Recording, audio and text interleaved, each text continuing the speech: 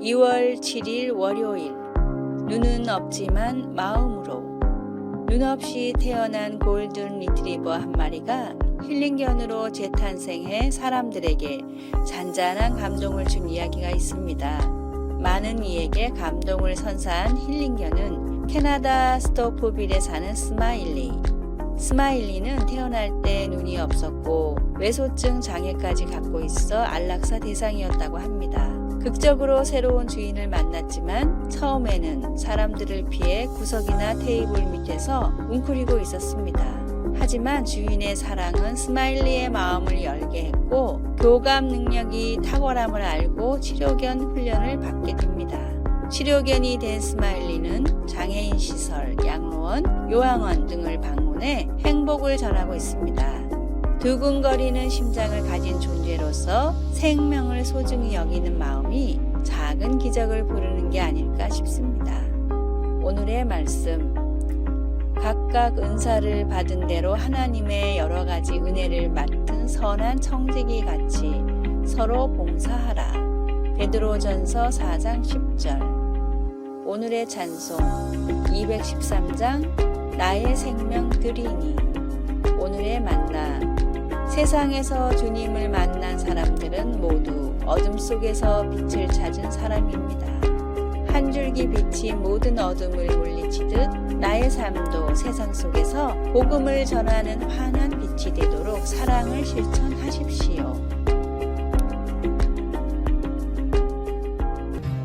2월 8일 화요일. 언제든 하나님께. 코로나 바이러스 여파로 우리는 어디를 가든지 이전보다 더 많은 검증 단계를 거쳐야 합니다. 이제는 먼저 예약을 하고 도착하여 입장하기 위해 명부 작성이나 인증 단계를 거쳐가야 합니다. 예방접종을 맞지 않으면 들어가지 못하는 경우도 있고 지시들을 따르지 않으면 들어갈 수가 없게 되었습니다. 구약에서 하나님은 성막 안에 지성소라고 불리는 곳에 들어가기 위한 특별한 규정들을 제정하셨습니다. 성소와 지성소를 분리하는 휘장 뒤로는 오직 대제사장만이 한 해에 한 번 들어갈 수 있었습니다.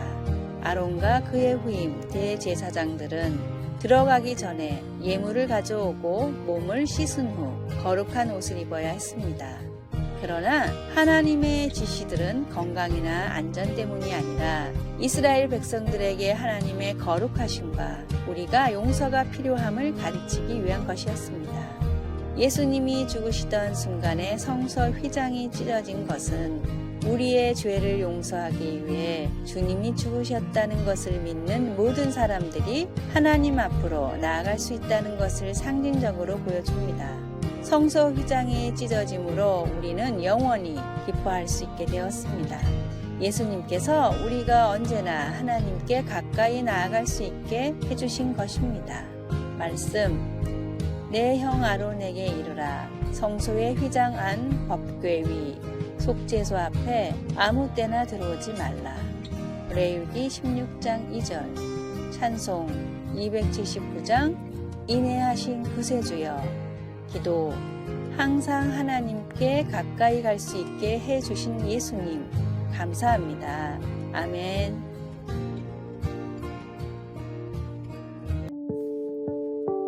(2월 9일) 수요일.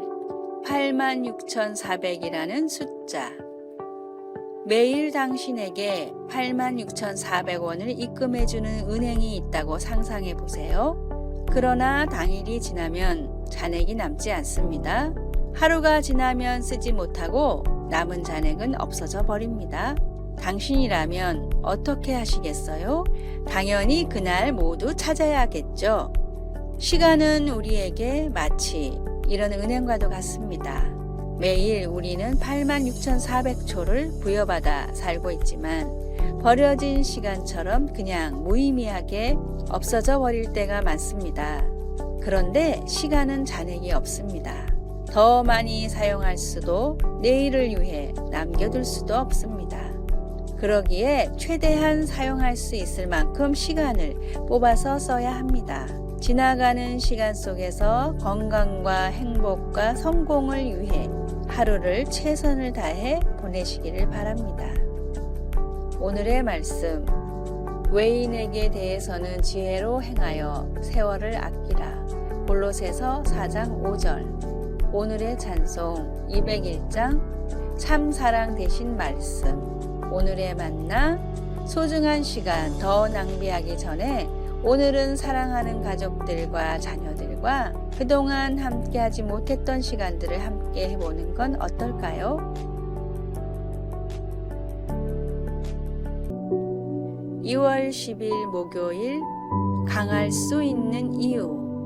23주 만에 초미숙아로 태어난 갓난아기 세이비는 체중이 8.6온스 244g 밖에 되지 않았습니다. 아기가 얼마 살지 못하리라 생각한 의료진은 아이의 부모에게 딸과 함께할 시간이 1시간 밖에 없을 것 같다고 말했습니다. 하지만 세이비는 계속 싸우며 견뎌냈습니다.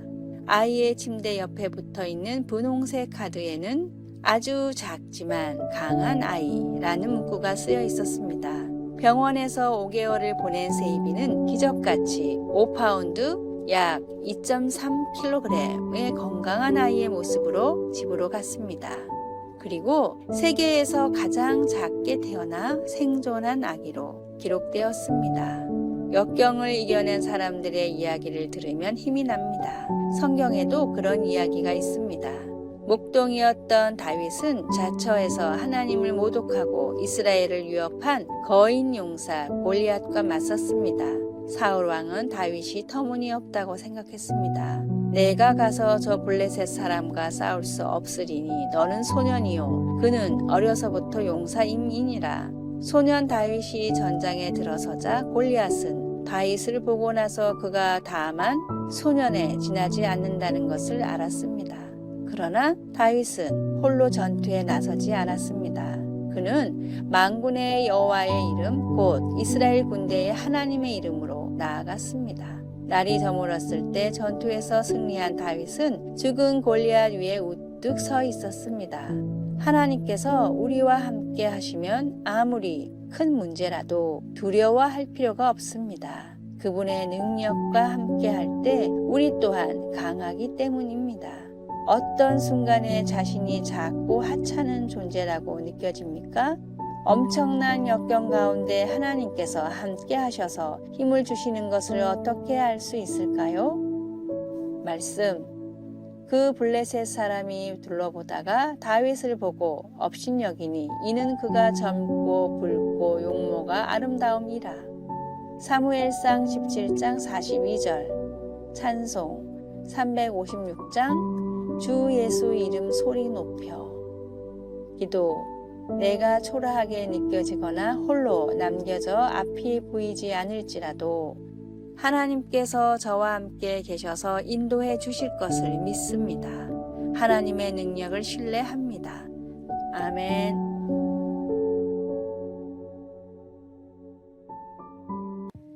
(2월 11일) 금요일 간디의 신발 한 짝. 인도의 지도자 간디가 남아프리카에서 변호사로 일할 때 일입니다. 어느 날 간디는 기차를 타고 업무를 하러 가게 되었습니다. 이제 막 떠나는 기차에 도착하여 기차 발판에 오르려 하는데 그만 한쪽 신발이 벗겨져 기차 밖으로 떨어졌습니다. 기차는 이미 출발하고 있었기 때문에 그 신발을 줄 수 없었습니다. 그러자 간디는 신고 있던 한 짝 신발을 떨어진 신발 옆에 던져놓았습니다.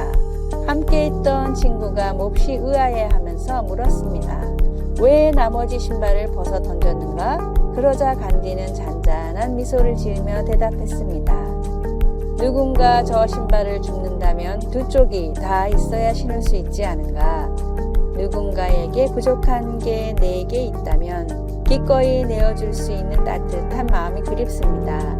작은 것이라도 상대방을 배려하고 나누는 삶을 살아가길 바랍니다. 조그마한 배려는 더 큰 사랑을 불러오기 때문입니다. 오늘의 말씀. 손님 대접하기를 잊지 말라. 이로써 부지 중에 천사들을 대접한 이들이 있었느니라. 히브리서 13장 2절. 오늘의 찬송 310장. 아 하나님의 은혜로. 오늘의 만나. 고귀한 정신을 가진 사람은 사랑을 얻기 위해서가 아니라 사랑하기 때문에 행동합니다. 아래의 빨간색 글자 구독을 누르시어 더 많은 전도의 열매를 맺으시기를 기도합니다.